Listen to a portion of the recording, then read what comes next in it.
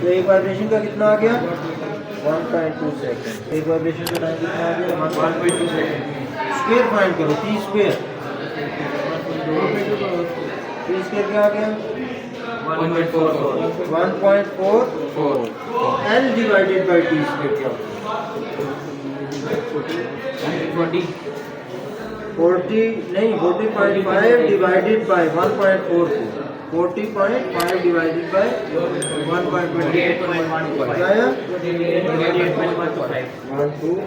125। अब इस फार्मूले में रखेंगे जी का फार्मूला ये फाइंड करने का फार्मूला ये है। इधर लाओ जरा 4 multiply by y square multiply by l by t square क्या आया 28.12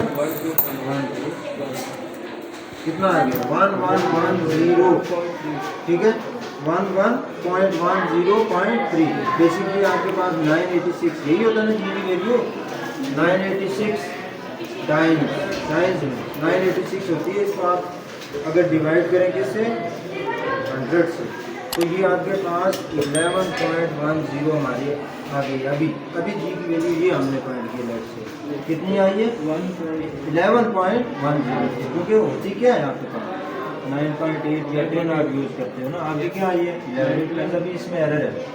एक और रीडिंग लेंगे और फिर तीसरी रीडिंग लेंगे तीनों रीडिंग लेंगे और उसका एवरेज फाइंड करेंगे।